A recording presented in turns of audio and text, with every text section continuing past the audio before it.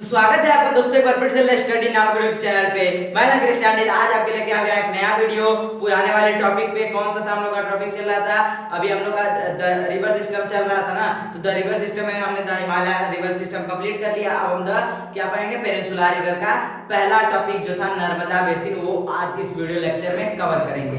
तो अगर आप इस चैनल पे नए हैं तो सब्सक्राइब करें, वीडियो पसंद आए तो लाइक करें, ज्यादा से ज्यादातर शेयर करें, और कोई डाउट है तो कमेंट करें, या फिर किसी टॉपिक पे वीडियो बनवाना है तो कमेंट करें। तो इस वीडियो को पूरा देखें और हमारे साथ आखिरी तक बने रहें।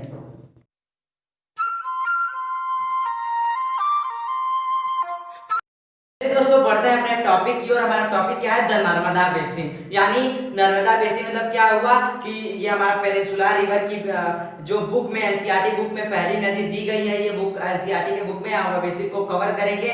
नर्मदा बेसिन मतलब क्या हुआ कि नर्मदा किस किस राज्यों से बहती है, किस किस क्षेत्र से बहती है, क्षेत्र को कैसे प्रभावित करती है, ठीक ना। यही सब हम इस वीडियो लेक्चर में पढ़ेंगे। तो चलिए वीडियो स्टार्ट करते हैं। क्या है पहला जो हमारा टॉपिक है वो राइजेस इन अमरकंटक हिल इन मध्य प्रदेश और छत्तीसगढ़ के बॉर्डर, मतलब मध्य प्रदेश और छत्तीसगढ़ के बॉर्डर पे ये राइज करती है, यानी ओरिजिनेट होती है ना। और ये कौन से हिल पे होती है, कौन से पहाड़ी पर होती है? अमरकंटक एक पहाड़ी है, उसी पर ये ओरिजिनेट होती है। और ये क्या होती है? यह मध्य प्रदेश और छत्तीसगढ़ के बॉर्डर पे ओरिजिनेट होती है। ये पहला टॉपिक हमारा था। अब दूसरा टॉपिक हमारा क्या है? दूसरा पॉइंट हमारा क्या है? It flows toward west in a rift valley formed by faulting. यह वेस्ट की तरफ बहती है, यानी अमरकंटक हिल से निकलने के बाद ये क्या होती है? यह वेस्ट की तरफ बहना स्टार्ट करती है, ठीक है। और किससे बहती है? रिफ्ट वैली से, जो कि किससे हुआ है? फॉर्म फॉल्टिंग से हुआ है। यानी यही लिखा है इसमें, in a rift valley which is formed by faulting. अब रिफ्ट वैली क्या है? ठीक है, रिफ्ट वैली मतलब कि दो टेक्टोनिक प्लेट्स जब अलग होते हैं ना, जब दो टेक्टोनिक प्लेट्स ऐसे अलग होते हैं तो बीच में जो वैली बनती है, जो बीच में आपकी वैली बनती है, वही क्या है? वही आपकी रिफ्ट वैली कहलाएगी, ठीक है। अब ये क्या होता है कि जब वो नदी जब इधर रिफ्ट वैली बनी है वेस्ट की तरफ, जब नदी निकलती है तो यही एक कारण है कि ये जो नदी है वो वेस्ट में फ्लो करना स्टार्ट कर देती है, ठीक है। तो रिफ्ट वैली इसको मिल जाएगी, अब उधर उसको जगह मिल जाएगा तो अपना बहना स्टार्ट कर देगी रिफ्ट वैली से। अब तीसरा टॉपिक क्या हमारा? तीसरा टॉपिक है कि the marble rocks near Jabalpur where Narmada flows through a gorge.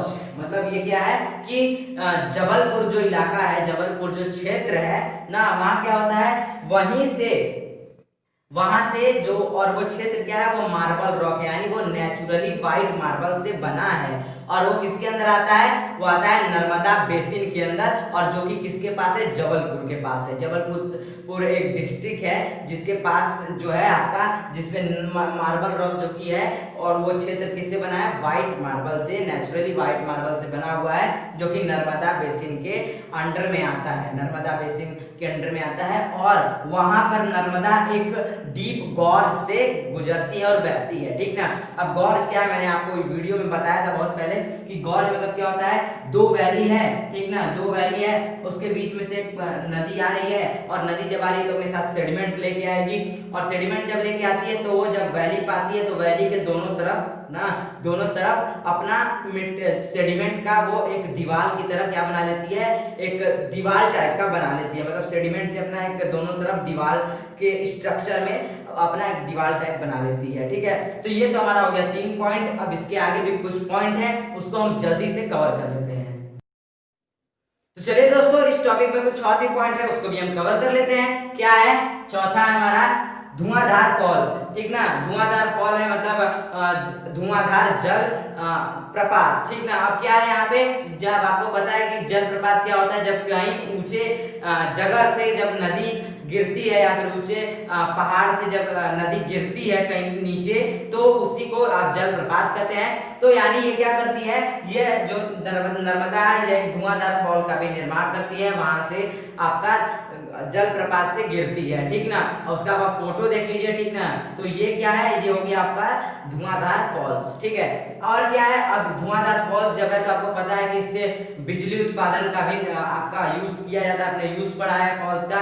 तो यानी हाइड्रो इलेक्ट्रिसिटी का भी यहाँ पे आपको बनाया जाता है। वो क्या है, हाइड्रो इलेक्ट्रिसिटी, और जिसको जल विद्युत भी कहते हैं, ठीक ना। अब क्या है, अब ये तो हमारा हो गया, अब ये हमारा होगा धुआंधार फॉल्स, इसके बारे में भी हमने कुछ जान लिया। अब आगे क्या है, it tributaries are very short, मतलब जो इसकी ट्रिब्यूटरीज है, जो इसकी सहायक नदियां हैं वो बहुत छोटी हैं, ठीक ना। लॉन्ग कोर्स नहीं है, शैलो है, ठीक ना। तो ये हो गया शैलो, मतलब छिछला, पता है आपको, ज्यादा गहरी नहीं है। अब क्या है, अब all tributaries join at right angle. अब क्या है, सारी जो नदियां हैं ये उससे राइट एंगल में ही मिलती हैं। सारी छोटी नदियां जो है, सारी इसकी सहायक नदियां इस नदी से, इस प्रमुख नदी से राइट एंगल पे ही मिलती हैं। राइट एंगल का कहने का क्या मतलब, ये एक नदी है, ठीक ना। राइट एंगल मतलब एक ऐसे आई और ऐसे ही मिलेगी, ठीक ना। ये आपका ऐसे मिलेगी, यानी हर नदी इसकी राइट एंगल यानी 90 डिग्री पर ही मिलेगी। अब क्या है, अब है it cover part of Madhya Pradesh and Gujarat, यानी ये कौन कौन से जगह को कवर करती है, मध्य प्रदेश को करती है और गुजरात को करने के बाद ये आपका अरेबियन सी में गिर जाती है, ठीक है। और अभी अरेबियन सी में गिरने से पहले क्या बनाती है, एस्चुरी, ये आपको बात ध्यान में रखना है। एस्चुरी का फोटो देख लीजिए, ठीक है। अब मैं आपको कुछ इससे पौराणिक और धार्मिक और आपको आर्कियोलॉजिकल चीजें भी, पुरातात्विक चीजें भी मैं आपको इसमें थोड़ा सा समझा देता हूँ। तो धार्मिक के हिसाब से क्या है कि जैसे जैसे उत्तरी भारत में आपका जैसे हो गया उत्तराखंड, उत्तर प्रदेश, आपका बिहार, झारखंड, मध्य प्रदेश, वेस्ट बंगाल, तो यहाँ पे जैसे गंगा का बहुत ज्यादा महत्व है, लोग गंगा को अपनी माता के समान मानते हैं, ठीक ना। और ये बहुत जगहों को प्रभावित करती है ना। तो ये क्या है, इनको बहुत ज्यादा, मतलब लोग जैसे इनको एक अपना क्या कहेंगे उसको, जो इनको अपना वर्शिप करते हैं इनका, तो जैसे इनका महत्व है ज्यादा गंगा का, वैसे ही मध्य भारत में ना, मध्य भारत में किसका है, नर्मदा का है। नर्मदा का सबसे ज्यादा वहां पर महत्व है। और ये तो हमारा हो गया एक तरह से धार्मिक। अब पुरातात्विक क्या है कि जब एक्सकवेशन हुआ, जब आर्कियोलॉजिकल साइट का इस जगह पर नर्मदा बेसिन के आसपास, जबलपुर हो गया, मध्य प्रदेश में हो गया, तो क्या हुआ, जब यहाँ पे जब इस खुदाई हुई तो कुछ आर्कियोलॉजिकल साइट भी मिले, ठीक ना। यहाँ पे ये एक हैरान करने वाली बात है कि ये भारत में नहीं, विश्व में भी यहाँ पर, विश्व के स्तर पे भी जो आपका आर्कियोलॉजी पढ़ा जाता है उसमें भी इसका नाम आता है कि यहाँ पर है, यहाँ पर आर्कियोलॉजिकल साइट है और यहाँ पे बहुत कुछ मिला है, ठीक ना। यहाँ पे आपका आर्कियोलॉजिकल साइट यानी खुदाई हुई, बहुत चीज मिला, बहुत साइट मिले और बहुत सारी गुफाएं मिली। और जिसका प्रमुख गुफाएं क्या है, भीमा बेडका जो है इसका एक प्रमुख गुफा है, जहां पर बहुत सारी पेंटिंग बनी है मनुष्य के द्वारा। और वो किसके द्वारा बनी है, आदि मानव के द्वारा बनी है। रॉक पेंटिंग जो कि आदि मानव के द्वारा बनी हुई है। और यहाँ पे एक चीज ये साक्ष्य मिल चुका है कि यहाँ पर आदि मानव भी रहते थे, यहाँ की यानी प्री प्लान बसेरा हुआ था, यहाँ पे बसे हुए थे लोग यहाँ पे। और क्या है, ये भारत में नहीं, ये पूरे विश्व स्तर पे जो आर्कियोलॉजी पढ़ा जाता है उसमें भी इसका नाम आता है कि यहाँ पर साक्ष्य मिल चुका है कि यहाँ पर क्या, यहाँ पे आदि मानव रहते थे, अर्ली ह्यूमन बींग्स रहते थे, ठीक है। तो ये हमारा हो गया नर्मदा बेसिन। अगर आपको वीडियो पसंद आए तो लाइक करें, ज्यादा से ज्यादा शेयर करें, कोई डाउट है तो कमेंट करें और किसी टॉपिक पे वीडियो बनवाना है तो कमेंट करें।